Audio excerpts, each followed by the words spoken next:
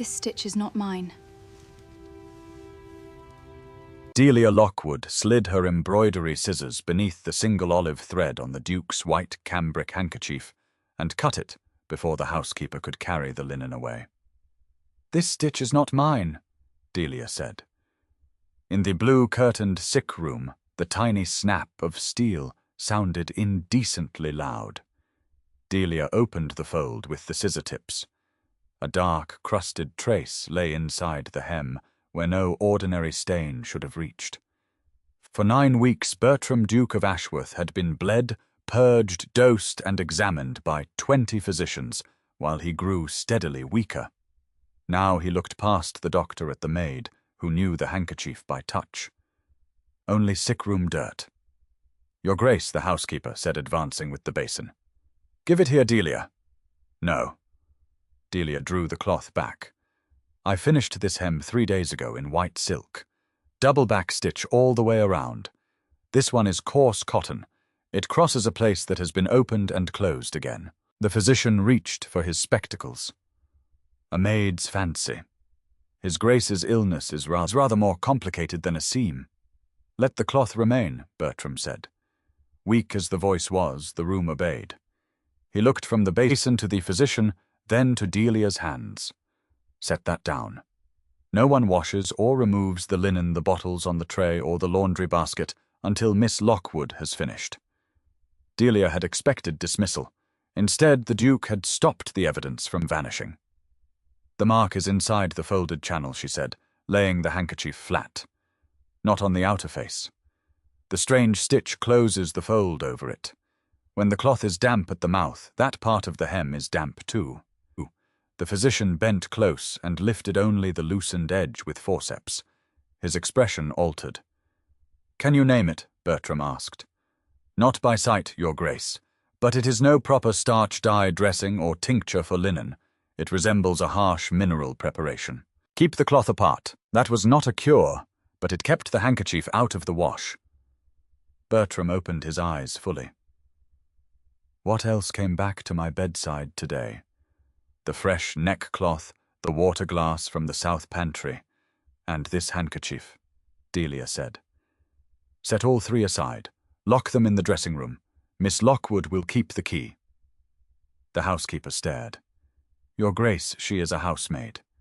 At present, she is the only person in this room who can tell me which seam has been altered." Bertram's gaze moved to Delia. "Come here, Miss Lockwood." Delia stepped nearer, scissors closed in her fist against her apron. "I would engage you for 6 weeks as the Ashworth needlewoman," Bertram said, choosing each word between breaths. "You will inspect every piece of linen that comes to me, and every ceremonial cloth required for the autumn distribution. Nothing in that charge is to be washed, opened, or discarded against your judgment." The offer warmed her for exactly 1 heartbeat. Then she saw the weak seam in it. A reward bestowed by a grateful master could be taken away by the same hand or by the next steward who disliked a servant with opinions. "Then I ask an artisan's wage, Your Grace, not a reward," she said. "And a written character for my needlework at the end of 6 weeks, whether this business is solved or not. My workbox remains mine. If I say a seam must be unpicked before it is washed, it is unpicked." A faint smile touched Bertram's drawn face. "Those are terms I can understand." "Agreed." The physician, Dr. Oswald Beaumont. The last man called to Ashworth inclined his head when Bertram asked him to witness them. Before the physician could answer, the heavy door opened, and Hugh Inglewood entered. Bertram's cousin had managed the estate's autumn relief arrangements through most of the illness, and he wore borrowed authority, as if it had already been tailored to him. "What is this delay?" Hugh demanded, glancing at the cloth with distaste. "Bertram, you should be resting. Subscriptions are already uncertain. We cannot throw the household into confusion because a maid dislikes a stitch." "The stitch was added after Miss Lockwood finished the hem," Bertram said. "For 6 weeks, questions about the linen go through her." Hugh's colour rose. "You cannot allow a servant to dictate household business. I can allow a needlewoman to judge a seam, Bertram replied. We will speak tomorrow, Hugh. Hugh left with his mouth set hard. Delia took the dressing-room key from the housekeeper and closed her fingers around it. One question had been answered. The altered cloth would not disappear into hot water and soap. A worse one remained. Someone at Ashworth had opened a seam she had made, and that person still had reason to hide it. Within a week, Ashworth no longer felt like a house waiting for a death bell. Once the suspect linen and medicines were separated from the bedside routine, Bertram stopped worsening. He did not recover by miracle. He slept, ate a little more, and gained enough strength to sit by the window while the physician watched for another collapse that did not come. Delia moved her frame to a bright room adjoining the south orangery, its doors kept open through the working day. The housekeeper, laundry maids, and footmen came to her with linen in their ordinary order. She questioned cloth, not people, and marked each piece with a scrap of thread before it went elsewhere. On a crisp Tuesday morning, Bertram walked into the orangery leaning heavily on a silver-tipped cane. It was the furthest he had ventured from the sick-room. "You are out of bounds, Your Grace," Delia said, not looking up from the old Ashworth harvest cloth she was inspecting. "I am the Duke," Bertram replied, lowering himself slowly into a velvet chair opposite her frame. "I define the bounds, not in the linen room." Delia pointed her needle at him. "You are casting a shadow over my work." Bertram smiled a quiet, observant expression. He did not demand she move. Instead, he shifted his chair entirely, adjusting the angle of the window blind so the glare fell away from her pale threads. It was a small, startling courtesy. Delia looked down at the harvest cloth. It was a massive, beautiful piece of ceremonial linen required for the upcoming tenant relief gathering, but the border was badly torn. "The housekeeper insists I cut the damaged border away entirely," Delia said, tracing the ragged edge.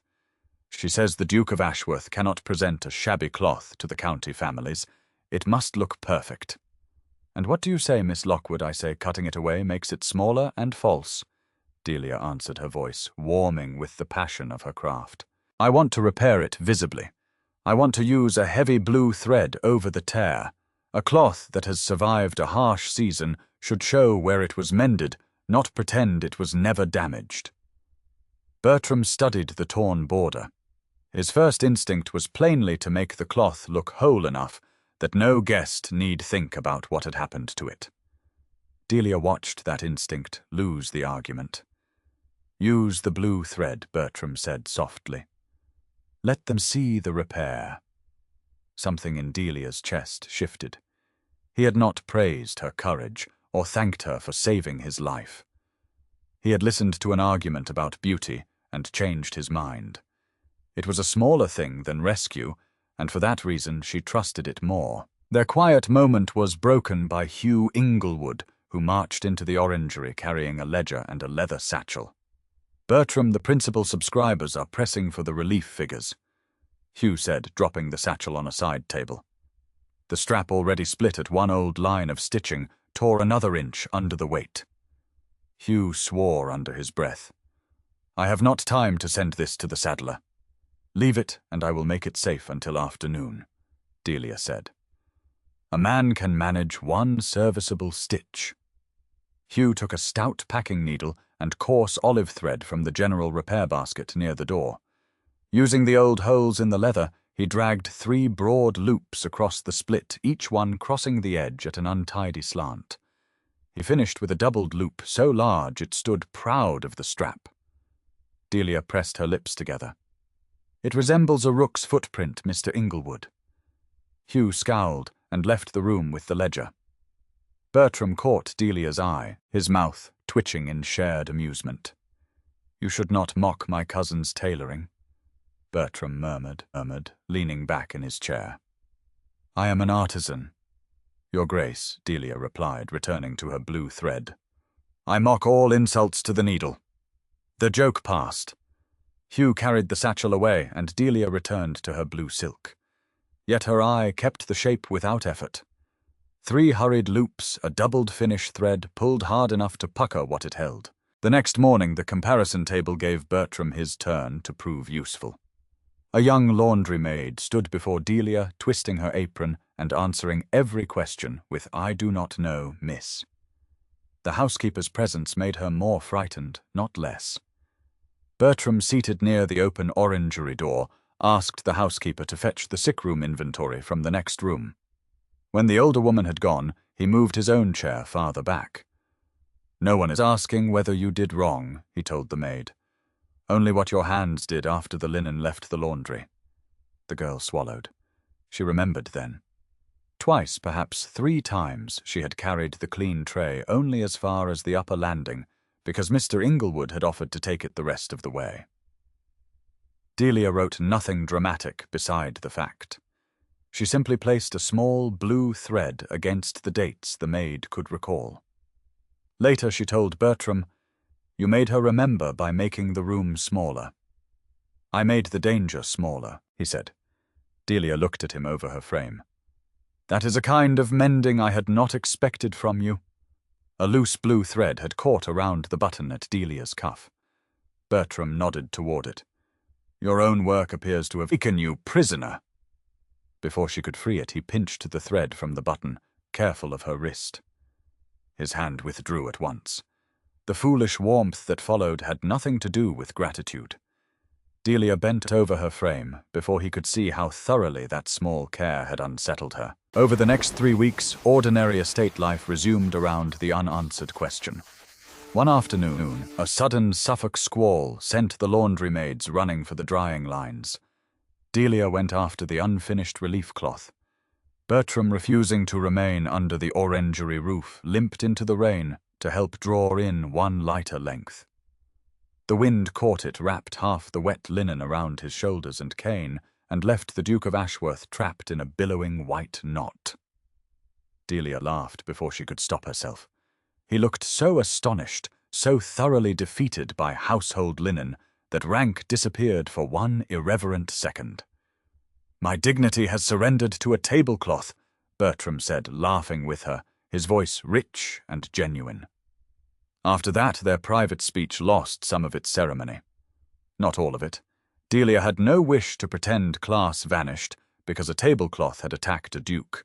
But laughter made a new path between them, and they both used it. A few days later, a footman brought a parcel addressed to Delia. Herself antique lace from a neighbouring gentlewoman, with a note asking the price of restoration and silver enough for a first payment if Delia accepted. Bertram was reading nearby. He did not suggest a fee summon a steward, or tell the footman what answer to carry.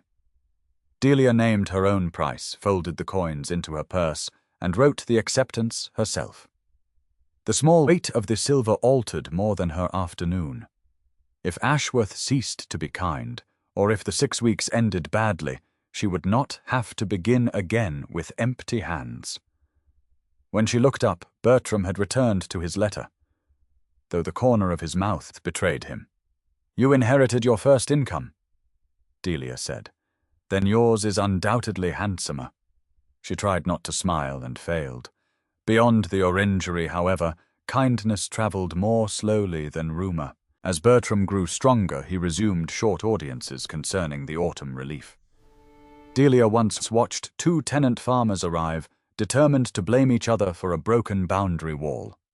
Bertram shifted one man away from the fireplace, gave the other a reason to sit rather than leave, and offered each a concession on a different matter before returning to the disputed stones. Neither man apologized. Both agreed who would repair what before frost. "That is the first invisible repair I have admired," Delia told him later, sorting her silks. Bertram smiled. "Yours are generally prettier." The county was less easily arranged. One parish lady came for church linen and spoke to the housekeeper, though Delia stood beside the folded cloth. Bertram, hearing it from the corridor, took one step toward them. Delia shook her head. "Not every discourtesy requires a duke, your grace." He stopped. The lady left without addressing Delia once. Bertram, obeying her wish, felt right. The silence that followed did not.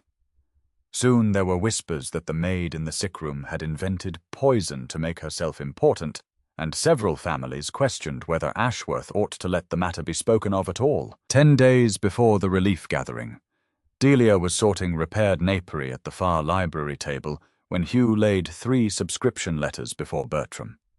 He spoke as if she were part of the furniture. 3 of the largest subscribers are threatening to withdraw. Say your illness was natural. Say the household acted from caution and nothing more. If this grows, the distribution fails, and half the county will blame the maid who started it. Bertram read the letters twice. Delia watched his thumb rest against one broken wafer of red wax. No accusation will be named until we can support it, he said at last. Send a neutral answer for now. Delia told herself that was prudence. He had given her the workroom, her wage, her right to speak. Surely a careful letter could not undo what he had already made plain in person. The letter went out that afternoon. His health was improving. The household inquiry remained private. No accusation of foul play had yet been formally made. Every sentence was defensible. It sounded perfectly fair. It sounded prudent. What people heard was simpler. The Duke does not stand behind the maid's story. The cost landed on Delia the next morning. A messenger came for the antique lace that morning, returning Delia's payment with an apology about changed household wishes. Before noon, the vicar's wife collected the church linens and asked that Delia no longer attend the parish sewing afternoons until the sick-room rumours were settled. We feel it is best, Miss Lockwood, the vicar's wife, said, not looking Delia in the eye. Given the unsettling rumours regarding your presence in the sick room, we cannot have the church associated with a servant seeking attention through scandal. Delia did not argue. She folded the church linen with precise, tight movements, handed it back, and closed the door. Yours was deciding my name could bear the cost of your quiet. She walked into the orangery. Bertram was there reviewing the relief ledgers. Delia crossed to the work table and put both empty hands upon it. She had made a foolish picture in her own mind because Bertram had listened in one room. She had imagined he would somehow make every other room listen too. She had painted him larger than any man could be, then trusted the painting. You sent a letter to the parish, Delia said, her voice stripped of all warmth. Bertram looked up. I sent it to keep the subscriptions from collapsing. If the principal families walk away, the relief fails. Give me 2 days. Delia and I may be able to settle this without losing the distribution. A tear hidden under braid still tears the cloth, Delia said sharply. Bertram stood leaning on his cane. It is a temporary delay. It is my name, Delia said. Anger kept her voice steadier than tears would have. Your letter told them I may be a liar, and they were free to treat me as one. I lost work this morning. I lost the parish room. I thought because you were fair to me in private, you would somehow make every room fair. That was my mistake. Yours was deciding my name could bear the cost of your quiet. Bertram went still. He had counted withdrawn subscriptions, offended families, and the relief wagons. He had not counted the price because someone else was paying it. He did not answer with a promise. He left the orangery and changed what he had done. In the main hall before the senior staff, Hugh and the guests still in residence, Bertram said, My letter gave a false impression, and the fault is mine. Miss Lockwood is engaged by this house as its needlewoman and is directing the examination of the altered linen. Her judgment on that work stands. Any guest who finds that intolerable may leave Ashworth. Silence settled over the hall so heavily that the soft crack of coal in the grate sounded startlingly loud. Hugh stared at him appalled. Bertram, the subscriptions. Then I will make up what is lost from my own purse, Bertram said. And you, Hugh, are relieved of the relief accounts until this matter is concluded. You will not enter the sick-room linen stores or Miss Lockwood's workroom without invitation. Hugh's face whitened. 2 gentlemen did in fact depart before supper, and one subscription was withdrawn. Bertram spent the evening rearranging deliveries instead of pretending no cost had been incurred. For once, he let a circle break rather than ask the person with least power to hold it together. Later that evening, Delia found Bertram by the fire in the library.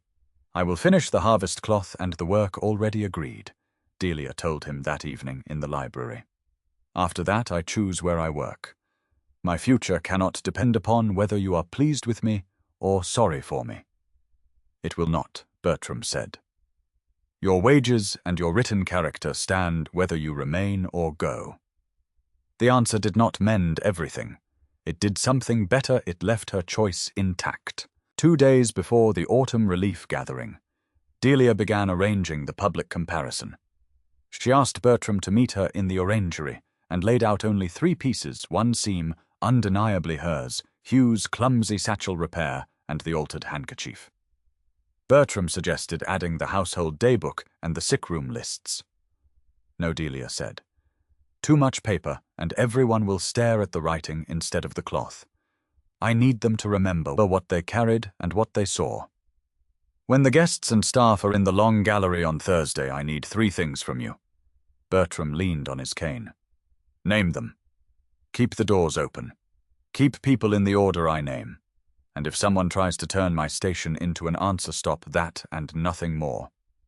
She met his eyes. "Do not tell them what the stitch means before I do." Bertram inclined his head. "I will keep the room. The conclusion is yours." Delia gathered the 3 pieces, then did not move away. "There is one more thing," she said. "I want a life in which I may want you without owing you for wages, safety, or belief. I do want you, Bertram. That is exactly why I cannot let those debts become the same thing." He took the words without reaching for her. "Then my next useful act is to leave you something real to choose after Thursday." The answer was so restrained that it hurt more sweetly than a declaration. Delia looked down at the blue thread still wound around her finger and smiled despite herself. Before they parted, Delia emptied her work basket on the table while the housekeeper watched scissors, needles, wax silks, 3 thimbles, scraps, nothing else. The demonstration pieces went separately to the gallery. To clear the orangery for relief ledgers, the housekeeper locked the empty basket in the small service pantry and took the key. That simple act would matter the next morning. The long gallery filled early with tenant representatives, local gentry, and household staff. The repaired harvest cloth lay across the principal table, its blue mending deliberately visible. Before the proceedings began, Hugh stepped into the center of the room, carrying a small, dark file wrapped in cotton.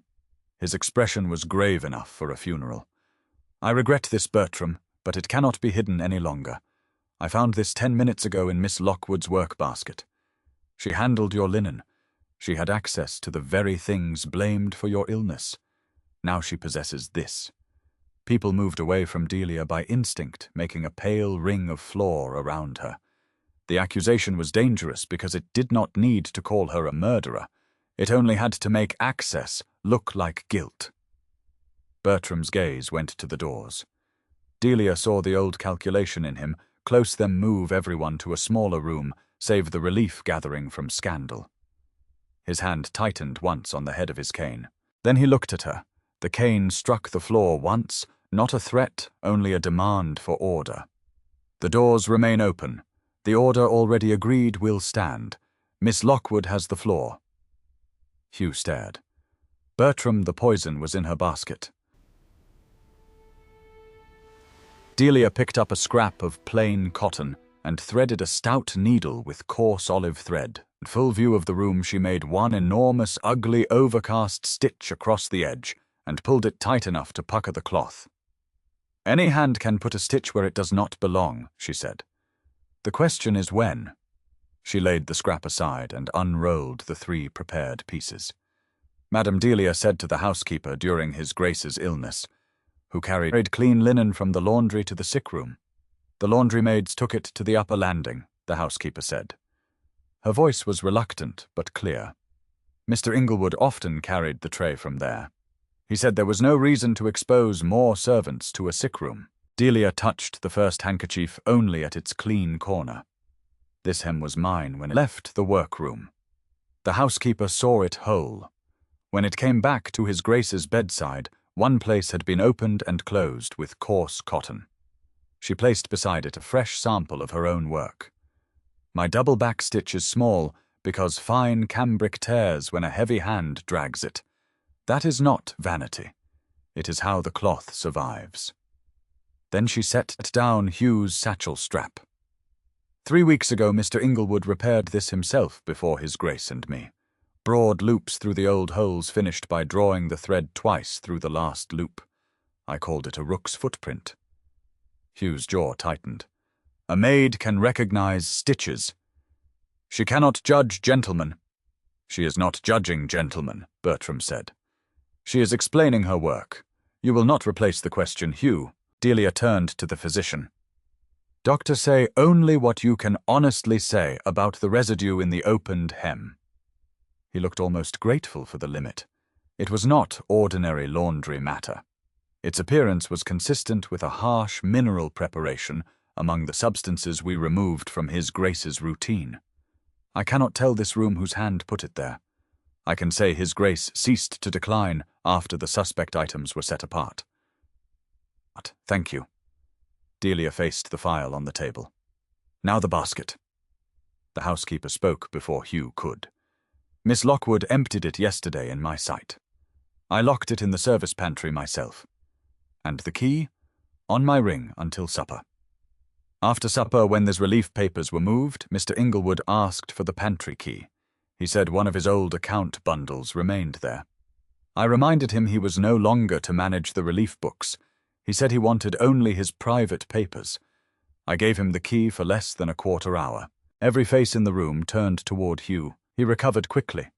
Then I had opportunity to discover what she had hidden. Yes, Delia said. You had opportunity. That is not the same as proof. She lifted the cotton wrapping by its clean outer edge, leaving the glass untouched. The cloth had been drawn around the neck of the file with 3 broad loops of coarse thread, and finished with the same doubled protruding loop that had made them laugh over Hugh's satchel. A clumsy stitch does not carry a man's name, Delia said. Half the county could sew badly. But this file appeared inside a basket that was empty when I surrendered it locked while I was elsewhere, and opened during the one interval Mr. Inglewood admits he held the key. The wrapping copies a habit we watched him use with his own hands. And during his Grace's worst weeks, he repeatedly took the clean sick-room tray from the landing after it had left mine. She let the chain stand without ornament. The altered hem proves someone opened my work after it left me. The basket proves I did not possess this file when I gave up my tools. Mr. Inglewood's story requires me to place an object in a locked basket I could not reach. His own account places him where the object could have been put. No single stitch convicted a man. Together, the ordinary memories of servants made Hugh's accusation collapse under its own order. The room did not erupt. It changed more quietly than that. People who had avoided Delia's side of the table began looking at Hugh instead. One subscriber stepped away from him. Another asked the housekeeper to repeat who had held the pantry key. Hugh took one step back. Bertram did not close the doors or set footmen between Hugh and Delia.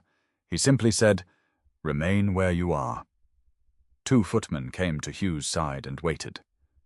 "Send for the county magistrate," Bertram said. "Mr. Inglewood will wait in the library with witnesses present. The rest belongs to the law." It is barely noticeable. I will ensure the rest are completed. The first person to approach Delia afterward was the vicar's wife, pink-cheeked beside the visibly mended harvest cloth. "Miss Lockwood, I owe you an apology. The church linen, if you would be willing." "If the church requires my work, madam, send it to the orangery. I will examine it and name my fee." The woman blinked, then bowed her head.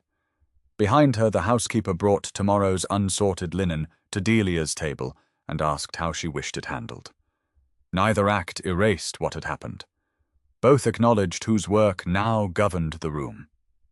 The relief distribution continued because it had to.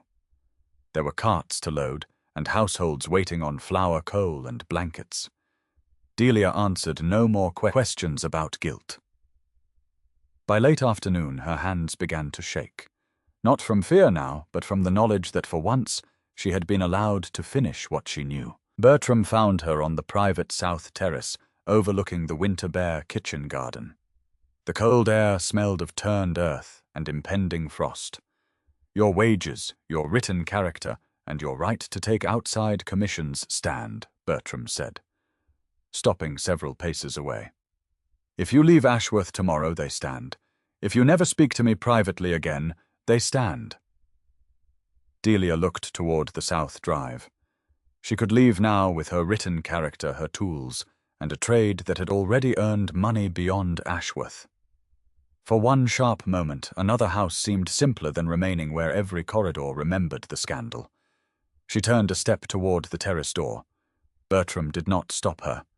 That made her halt.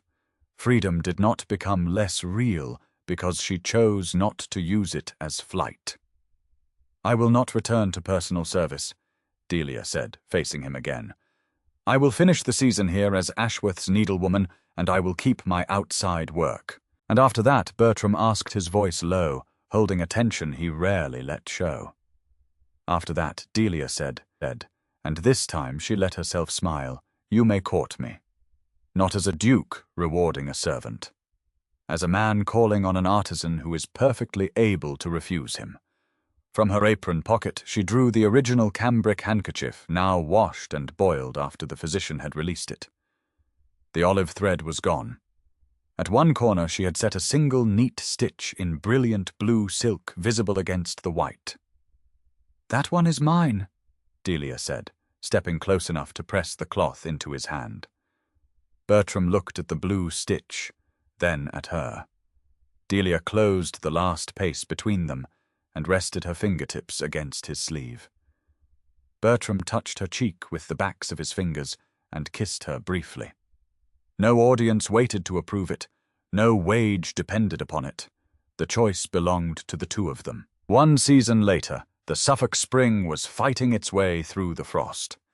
Bertram had returned to ordinary estate mornings.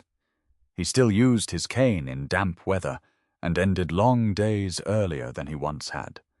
The illness had left a mark his pride could not negotiate away. Yet his strength was steady enough for tenants' correspondence and walks beyond the terrace. Delia worked in the bright room beside the orangery under her own terms. 3 neighboring estates now sent lace, cambric, and household embroidery to her directly. Her fees were entered in her own little account book, and no steward collected them first. The church linen came too, with Delia's requested fee enclosed. She repaired it with the same care as every other commission. Ashworth had changed in smaller ways too. No medicine or sick-room linen passed from one hand to another unseen. The housekeeper paired deliveries and noted who carried them. The rule was dull ordinary, and therefore far safer than depending upon one trusted gentleman's goodwill. On a bright Tuesday morning, Delia stood on the terrace sketching the winter garden. Frost had killed several old shrubs, leaving awkward gaps that a fashionable gardener might have hidden with symmetrical planting. Bertram walked out to join her, carrying a small, leafy hawthorn sapling. "You are drawing the gaps," Bertram noted, looking over her shoulder at the sketchpad. "I am making the gaps part of the design," Delia corrected. "If we pretend the frost did not happen, the border lies. Put the hawthorn here a little off-center. It will balance the empty place instead of disguising it." Bertram carried the sapling into the turned earth and planted it exactly where she pointed badly. The trunk leaned so far left that Delia dropped her sketchbook and came down the steps to correct him. "You arrange counties better than roots," she said, packing soil around the base. "Counties do not usually have roots. That explains several things about gentlemen." His laugh carried across the bare beds. When they finished, Bertram drew a handkerchief from his pocket to wipe the dirt from his fingers. "White cambric. blue stitch in the corner still deliberately visible. The edge of the cloth near the blue thread had begun to fray slightly from use. Delia reached out, catching his wrist to inspect it. "I will need to mend this again," she murmured, without hiding the first repair. "London will accuse me of wearing a servant's visible work." Bertram teased his eyes, warm and crinkling at the corners. "London," Delia said. Brushing the dirt from his sleeve may learn the difference between a flaw and a signature. Bertram offered his arm. Delia looked once at the uneven beds, the new hawthorn and the blue thread against white cambric. Then she slipped her hand through the crook of his elbow, not because the path required support, but because she wanted the warmth of him beside her as they walked back toward the house. The end.